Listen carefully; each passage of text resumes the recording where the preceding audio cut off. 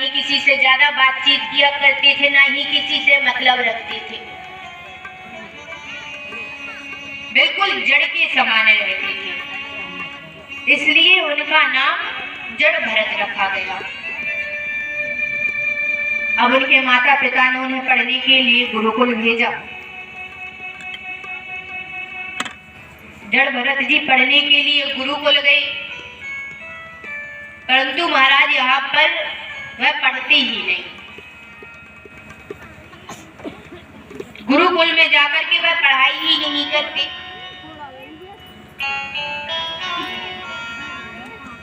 परंतु बिना कुछ पढ़े उन्हें गायत्री मंत्र आने लगा।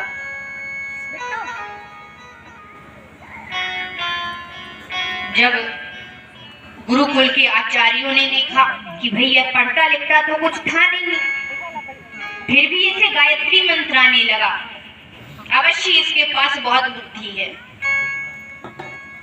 परंतु यह पढ़ता लिखता तो है नहीं, वो ठीक है, परंतु आश्रम में रहता है पर हमारी सेवा भी नहीं करता, तो यह व्यर्थ में यहाँ क्यों रहे?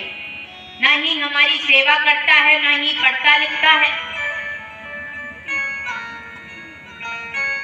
तो उनके माता पिता को बुला करके उन्हें गुरुकुल से घर वापस भेज दिया गया।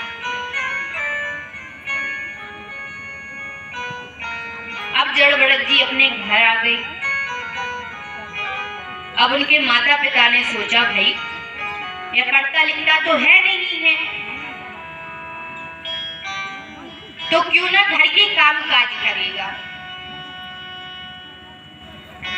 यहाँ पर घर के काम काज में लगा दिया गया, परंतु अब वह घर का काम काज भी ना करते।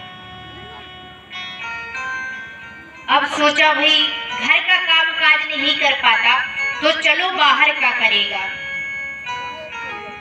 यानी खेतों का काम करेगा। अब उन्हें खेतों के काम में लगा दिया गया, तो उनसे खेतों का काम तो करते बनता नहीं था। अब वह भी नहीं करते।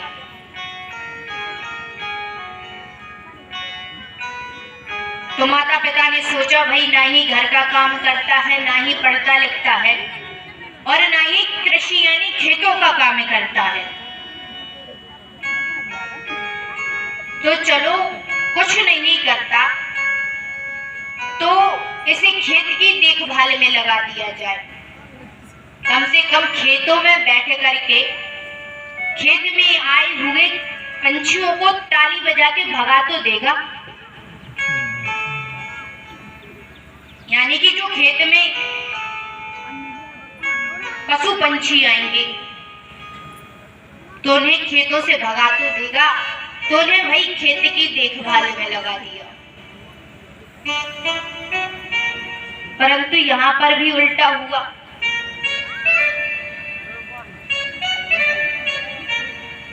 जब जड़ भरत जी के खेत में दूसरे खेत से उड़ करके पशु पंछी आते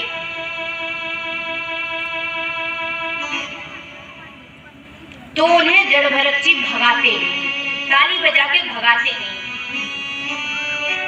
बल्कि जब वह उन पंछियों को देखते कि यह मेरे खेत में आए हुए हैं,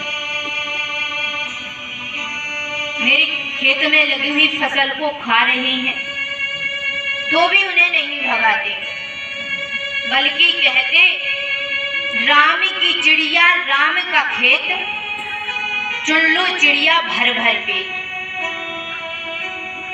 जड़ भरत जी कहते राम की चिड़िया है और राम जी का ही खेत है, तो मैं कौन होता हूँ इन्हें भगाने वाला।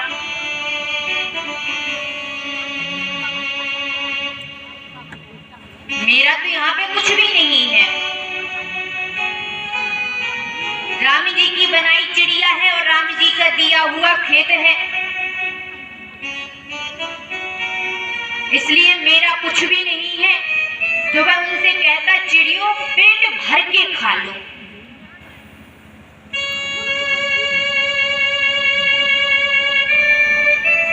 जब वह खेत की देखभाल भी नहीं करते तो उनके घर वालों को बड़ा क्रोध आया कि भी ना तो ये पढ़ता लिखता है, ना ही घर के काम काज करता है, खेतों के कामों में लगाओ तो वो भी नहीं करता, और खेत की देखभाल में लगाओ तो यहाँ पे आए हुए पशु पंछियों को भी नहीं भगाता।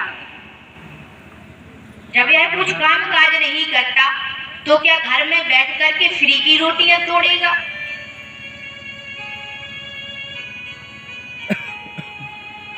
महाराज उन्हें घर से निकाल दिया गया।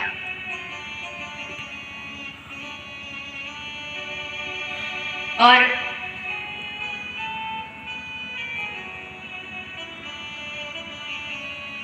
यहाँ से जड़ भरत जी वन में चले गए। वन में ही रह करके अपना जीवन व्यतीत करने लगे। यहाँ पर वर्णन आता है कि एक डाकुओं का सरदार था जिसने मां काली का बहुत बड़ा मंदिर बनवा रखा था। अब उसे मां काली को चढ़ाने की बलि किसी पशु की बलि चढ़ानी थी। अब बलि चढ़ाने के लिए पशु भी ढूंढ रखा था, बंदी बना हुआ था, परंतु जिस दिन बलि चढ़ानी थी उसी दिन रात्रि में वह पशु वहां से भाग गया।